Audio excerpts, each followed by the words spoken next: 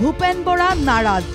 নন্দিতা দাস শিৱামণি বৰাৰ পত্ৰ ৰাজহুৱা হল কেনেকৈ প্ৰশ্ন ভূপেন বৰাৰ দলৰ প্ৰতি নিষ্ঠাহীন নেকি দুই বিধায়িকাৰ পত্ৰ সন্দৰ্ভত প্ৰতিক্ৰিয়া ভূপেন বৰাৰ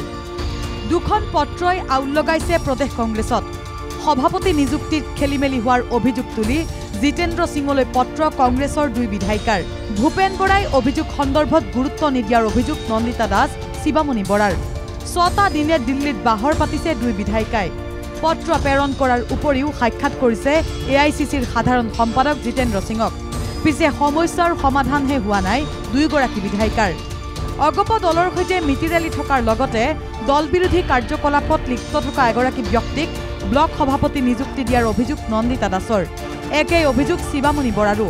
বাৰম্বাৰ ব্লক সভাপতি নিযুক্তিৰ দুৰ্নীতি সন্দৰ্ভত প্ৰদেশ কংগ্ৰেছৰ সভাপতিক জনায়ো সুফল নাপালে বটদ্ৰৱাৰ বিধায়িকাগৰাকীয়ে অৱশেষত উপায়হীন হৈ কাষ চাপিল হাইকমাণ্ডৰ পিছে হাইকমাণ্ডক যেন বিশ্বাস দিব পৰা নাই দুই বিধায়িকাই হাইকমাণ্ডৰ ওচৰতো নাপালে সুফল ইয়াৰ পিছতেই ভূপেন বৰাৰ প্ৰশ্ন দুই বিধায়িকাৰ ব্যক্তিগত পত্ৰ কেনেকৈ ৰাজহুৱা হল বিধায়িকাই হাইকমাণ্ডলৈ চিঠি লিখাত আমাৰ আপত্তি কৰিবলগীয়া একো নাই কিন্তু চিঠি দুখন ৰাজহুৱা হোৱাটো ভাল কথা নহয়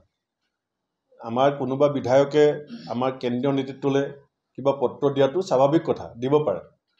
কিন্তু ইমান পাৰ্চনেল লেটাৰ এখন ৰাজহুৱা কৰাটোৱে দলৰ প্ৰতি আস্থাশীল দলৰ প্ৰতি নিষ্ঠাশীল যিটো ভাৱ ভংগী থাকে সেইটোৰ প্ৰতি আঙুলি টুৱায় 21 মাৰ্চতে হাইকমাণ্ডক সাক্ষাৎ কৰিবলৈ দিল্লীলৈ যোৱা নন্দিতা দাস শিৱামণি বৰা এতিয়াও বাহৰ পাতিছে দিল্লীত ভিডিঅ' জাৰ্নেলিষ্ট গণেশ কলিতাৰ সহযোগত জগাদেশৰ ৰিপৰ্ট NKTV+ গুৱাহাটী